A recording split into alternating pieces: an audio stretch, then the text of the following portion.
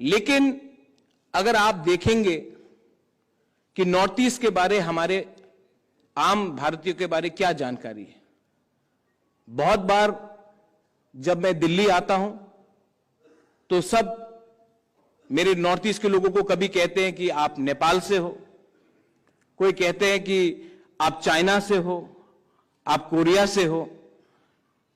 और ये जो दूरी है ये क्यों है?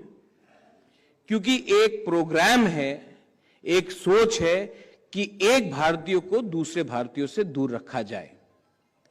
अंग्रेज ने डिवाइड एंड रूल पॉलिसी किया था और आज हिंदुस्तान में भी एक सोच है कि एक हिंदुस्तानी को दूसरे हिंदुस्तानी से अलग रखा जाए, कहीं में धर्म के नाम में, कहीं में जाति के नाम में, कहीं में कल्चर के नाम में। उनका खाना अलग है, इनका खाना अलग है। लेकिन मैं आपको एक बात बोलना चाहता हूं, हम लोग डरते नहीं हैं किसी से। और मैंने जैन भाई से एक चीज देखा है, किसान आंदोलन में एक चीज देखा है कि आप लोग भी डरते नहीं हैं किसी से।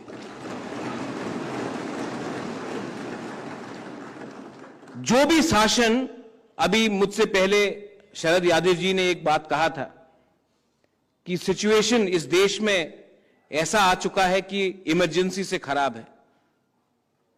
ये जो परिस्थिति है क्यों है?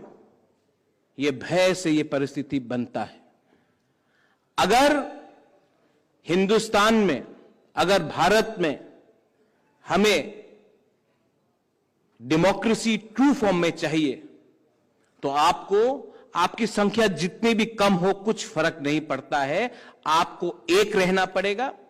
आपको निडर होकर न्याय के लिए लड़ना पड़ेगा। बहुत लोग कहते हैं कि आपकी संख्या तो बहुत कम है, आप तो नॉर्थ ईस्ट से है, आपकी संख्या बहुत कम है। लेकिन संख्या सोच से बड़ी नहीं होती है। यहां में अगर एक नॉर्थ ईस्ट का एक छोटा सा लीडर यहां आकर चौधरी चरण सिंह के बारे बात कर रहा है तो मतलब है कि चौधरी चरण सिंह का सोच आज भी नॉर्थ ईस्ट में जिंदा है।